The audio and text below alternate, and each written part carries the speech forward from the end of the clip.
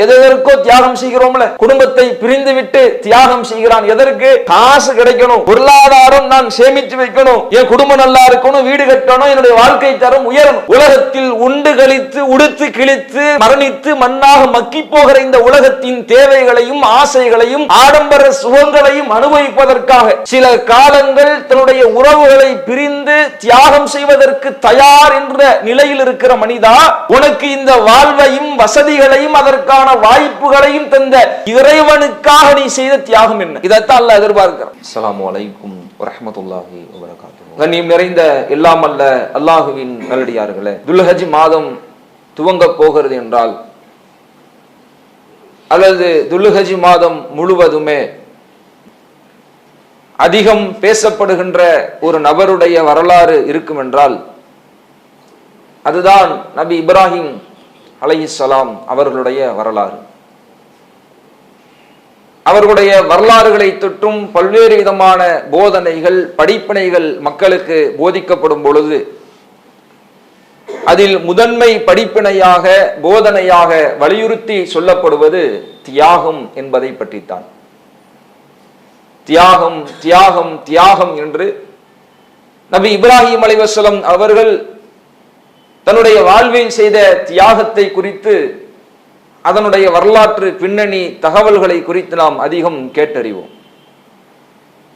இப்படி தியாகம் தியாகம் தியாகம் என்று எந்த தியாகத்தை பற்றி நாம் கேட்டறிகிறோமோ இந்த தியாகத்தின் ஒட்டுமொத்த வரையறையாக ஒன்றை நாம் பட்டியலிட வேண்டும் என்றால் ஒரு 6 விஷயத்திற்குள் அவை உள்ளடக்கிவிடும். தியாகம்னா இதுதாங்க, இதை தாண்டி ஒரு மனிதன் தியாகம் செய்வதற்கு உலகத்தில் ஒன்றுமே இல்லை என்று ஒரு 6-7 விஷயத்திற்குள் அந்த தியாகங்களை நாம் சுருக்கிவிட முடியும். அத்தல்ஹியத்து பின் நஃப்ஸ், ஒருவன் தன்னுடைய உயிரை தியாகம் செய்தல். அத்தல்ஹியத்து பில் மால், ஒருவன் தன்னுடைய செல்வத்தை பொருளாதாரத்தை தியாகம் செய்தல். அத்தல்ஹியத்து பில் அவ்காத், ஒருவன் தன்னுடைய நேரங்களை தியாகம் செய்தல். அத்தல்ஹியத்து பில் மன்சிப், ஒருவன் தன்னுடைய அந்தஸ்தை சமூக மரியாதையை தியாகம் செய்தல். அத்தல்ஹியத்து பி ஃபிராக்கில் அஹ்லி வல் அஹ்பாப், ஒருவன் தன்னுடைய குடும்பத்தையும் தனக்கு நேசமானவர்களையும் பிரிவதின் மூலம் தியாகம் செய்தல். அத்தல்ஹியத்து பில் அவுலாத், ஒருவன் தன்னுடைய பிள்ளைகளை தியாகம் செய்தல். ஒரு மனிதன் இந்த உலகத்தில் தியாகம் செய்ய வேண்டும் என்றால் இந்த லிஸ்டுக்குள்ளதான் இருக்கும். இதை தாண்டிய தியாகம் என்று நம்ம வரையறுக்க முடியாது.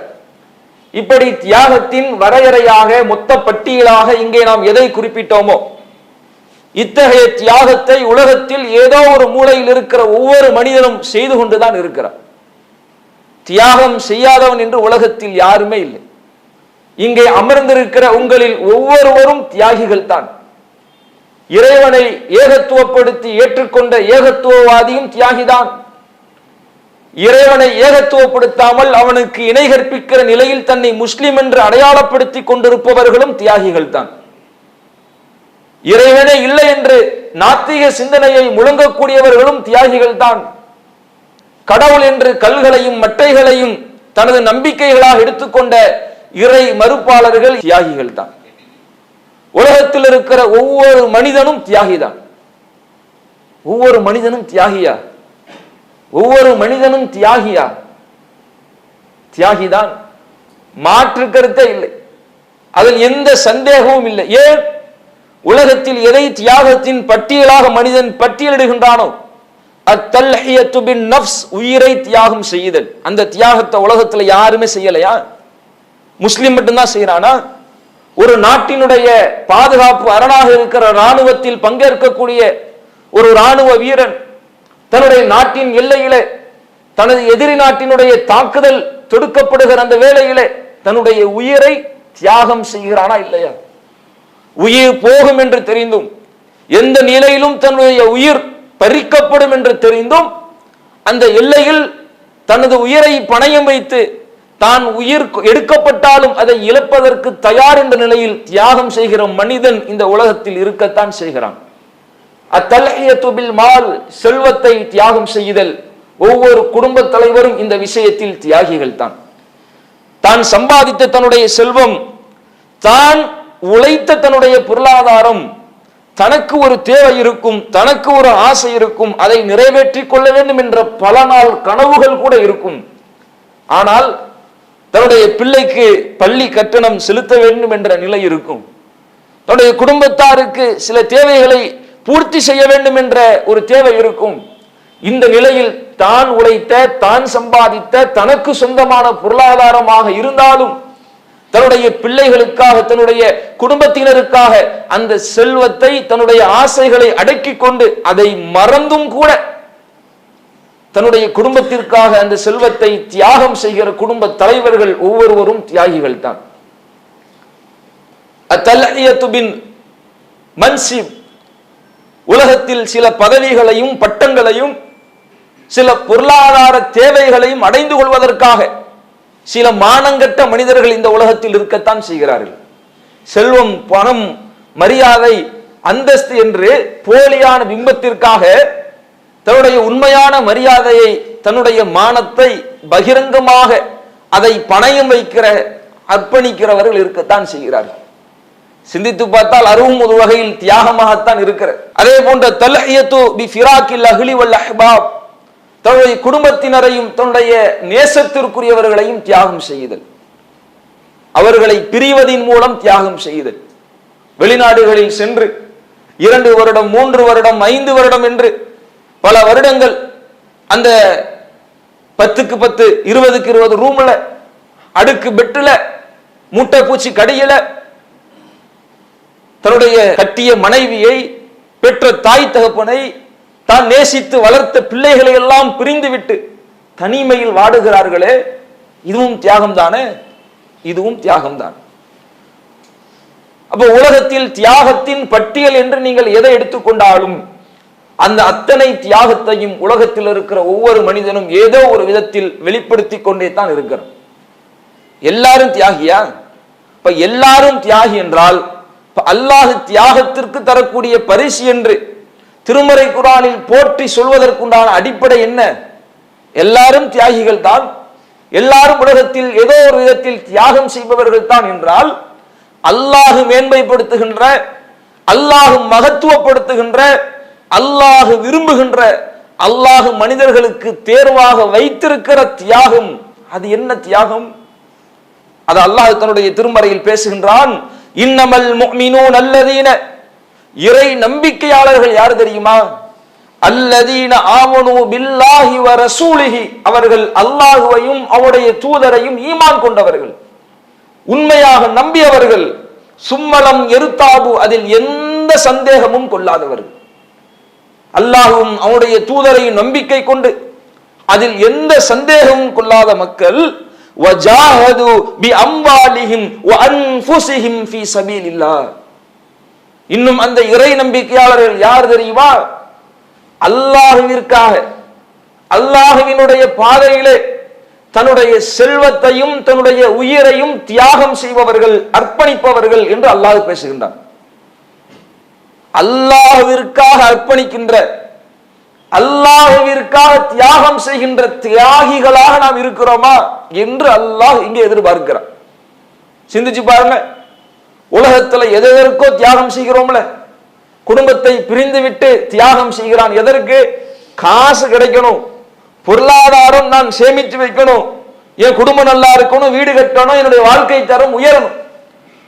உலகத்தில் உண்டு கழித்து, உடுத்து கிழித்து, மரணித்து மண்ணாக மக்கி போகிற இந்த உலகத்தின் தேவைகளையும் ஆசைகளையும் ஆடம்பர சுகங்களையும் அனுபவிப்பதற்காக சில காலங்கள் தன்னுடைய உறவுகளை பிரிந்து தியாகம் செய்வதற்கு தயார் என்ற நிலையில் இருக்கிற மனிதா, உனக்கு இந்த வாழ்வையும் வசதிகளையும் அதற்கான வாய்ப்புகளையும் தந்த இறைவனுக்காக நீ செய்த தியாகம் என்ன?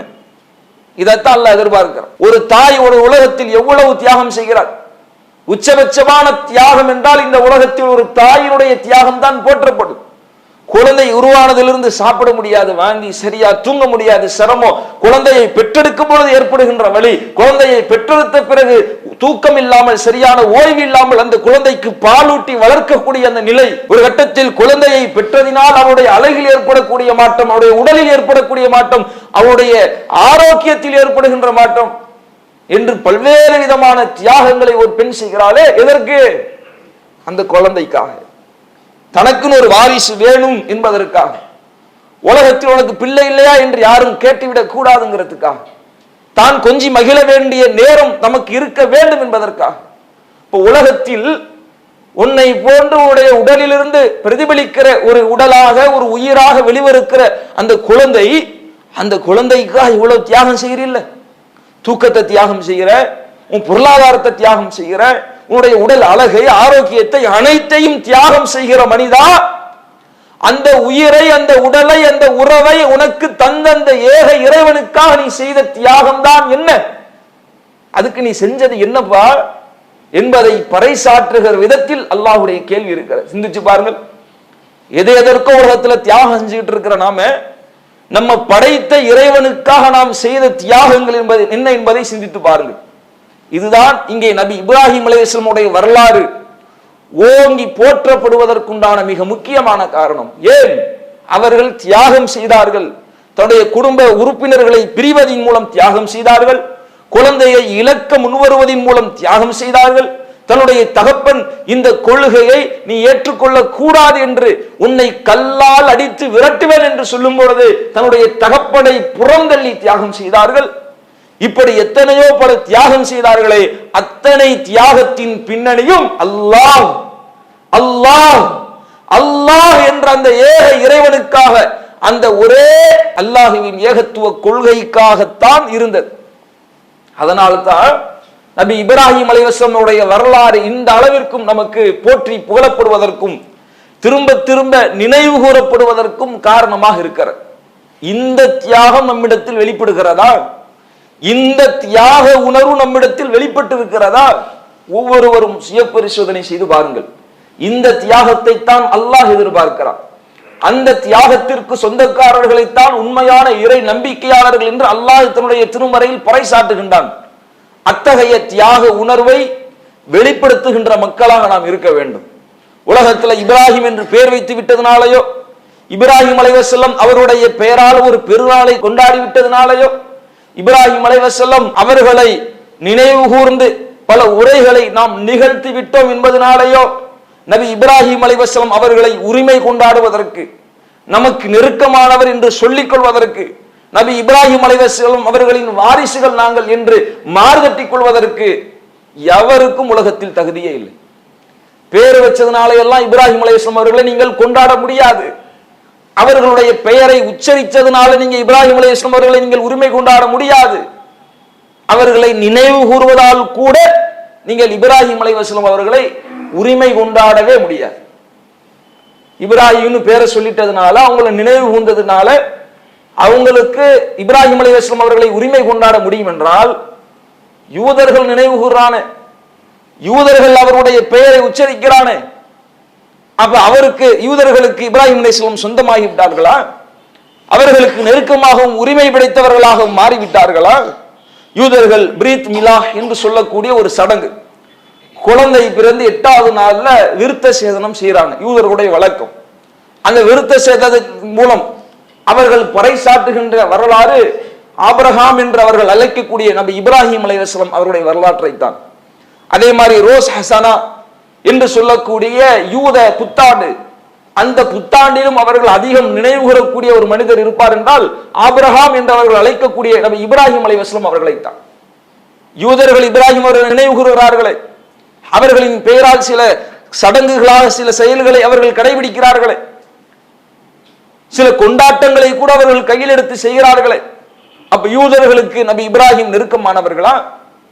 யூதர்களுக்கு நபி இப்ராஹிம் அலைஹிஸ்ஸலாம் அவர்கள் உரிமை படைத்தவர்களா? உலகத்தில் எந்த மனிதனும் நபி இப்ராஹிம் அலைஹிஸ்ஸலாம் அவர்களை உரிமை கொண்டாடிடவே முடியாது, சொந்தம் கொண்டாடிடவே முடியாது. நபி இப்ராஹிம் அலைஹிஸ்ஸலாம் அவர்களை சொந்தம் கொண்டாடுவதற்கும் எங்களுடைய தூதர் என்று உரிமை கொண்டாடுவதற்கும் தகுதியான மக்கள் யார் தெரியுமா? அல்லாஹ் தன்னுடைய திருமறையில் பறைசாட்டுகின்றான். 3வது அத்தியாயம் 68வது வசனத்தில் அல்லாஹ் பேசுகின்றான், இன்ன அவுலன் நாசி இப்ராஹிம், மக்களிலேயே இப்ராஹிமை உரிமை கொண்டாடுவதற்கு தகுதி படைத்த மக்கள், இப்ராஹிமை முதன்மையாக உரிமை கொண்டாடுவதற்கு தகுதி படைத்த மக்கள் யார் தெரியுமா? லல்லதி நத்தபஊஹு, அந்த இப்ராஹிம் அவர்களை எந்த மக்கள் பின்பற்றுவார்களோ அவர்கள் தான். இப்ராஹிம்னு பேர் வச்சவங்க எல்லாம் இப்ராஹிம் நபிக்கு சொந்தக்காரவங்க, நெருக்கமானவங்க இல்லப்பா. இப்ராஹிம் நபியுடைய பேரை வைத்து கொண்டாட்டமாக அதை திருவிழாவாக எடுத்துக்கொண்டவர்கள் எல்லாம் இப்ராஹிம் நபிக்கு உரிமை படைத்தவர்கள் இல்லை. உரிமை படைத்த மக்கள் யார் தெரியுமா? யார் அந்த இப்ராஹிமை பின்பற்றினார்களோ, இப்ராஹிம் அலைஹிஸ்ஸலாம் அவருடைய வழியில் தன்னுடைய வாழ்வை அமைத்துக் கொண்டார்களோ அந்த மக்களுக்குத்தான் நபி இப்ராஹிம் அலைஹிஸ்ஸலாம் அவர்கள் உரிமை படைத்தவர்கள் என்று அல்லாஹ் பேசுகின்றார்.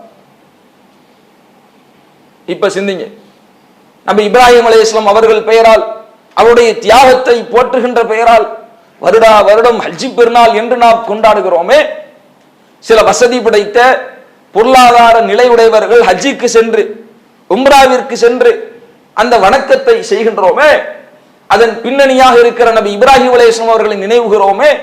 இந்த ஹஜ்ஜினாலேயோ இந்த பெருநாள் கொண்டாட்டத்தினாலேயோ இந்த உரைகளினாலேயோ அதை கேட்பதினாலேயோ நபி இப்ராஹிம் அலைஹிஸ்ஸலாம் அவர்கள் நமக்கு உரிமை படைத்தவர்கள் இல்லை. அவர்களை பின்பற்றிய மக்கள் தான் அவர்களுக்கு உரிமை படைத்தவர்கள் என்றால் நபி இப்ராஹிம் அலைஹிஸ்ஸலாம் அவருடைய வாழ்வில் நாம் பின்பற்றிய பாடங்கள், படிப்பினைகள் என்ன? கொள்கையில் நபி இப்ராஹிம் அலைஹிஸ்ஸலாம் அவர்கள் எப்படி திகழ்ந்தார்களோ அந்த அடிப்படையில் நம்முடைய பின்பற்றுதல் இருக்கிறதா? எந்த மனிதனுடைய சுய வெறுப்பிற்கும் இடமில்லாமல் கொள்கை ஒன்றே எங்கள் உறுதியான லட்சியம் என்ற நிலையில் நம்முடைய பார்வை இருக்கிறதா? நபி இப்ராஹிம் அலைஹிஸ்ஸலாம் அவருடைய தியாகம் அல்லாஹ்விற்காகவே, அவனுக்காகவே முதன்மை என்ற நோக்கிலே, அல்லாஹ் சொன்னான் என்ற ஒரே வார்த்தைக்காக ஆளரவமற்ற பாலைவனத்திலே தன்னுடைய கை குழந்தையை, பச்சிளம் குழந்தையை, மனைவியையும் விட்டு சென்றார்களே, அந்த அளவிற்கு தியாகம் புரிகின்ற எண்ணம் நம்மிடத்தில் பிரதிபலிக்கிறதா? இத்தகைய தியாக உணர்வை நம்முடைய உள்ளத்தில் வெளிப்படுத்துகின்ற அந்த செயல்பாடு நம்மிடத்தில் வருகின்ற பொழுது, அந்த எண்ண ஓட்டம் நம்மிடத்தில் வேட்கையாக வெளிப்படுகின்ற பொழுதுதான் நபி இப்ராஹிம் அலைஹிஸ்ஸலாம் அவர்களை உரிமை கொண்டாடுவதற்கு தகுதி படைத்த மக்களாக நாம் ஆக முடியும். அத்தகைய உரிமைக்கு சொந்தக்காரர்களாக ஆவதற்குண்டான தியாகத்தை அல்லாஹ் நம் ஒவ்வொருவருடைய வாழ்விலும் வெளிப்படுத்துவானாக என்று கேட்டு நிறைவு செய்கிறேன். வாஹிரு தஅவானா அனில் ஹம்துலில்லாஹி ரப்பில் ஆலமீன். அஸ்ஸலாமு அலைக்கும் வரஹ்மத்துல்லாஹி. இஸ்லாம் மற்றும் சமுதாய செய்திகளை அறிந்து கொள்ள தமிழ்நாடு தௌஹீத் ஜமாஅத் யூடியூப் பக்கத்தை உடனடியாக சப்ஸ்கிரைப் செய்து கொள்ளுங்கள். மேலும் பெல் பட்டனையும் கிளிக் செய்து கொள்ளுங்கள்.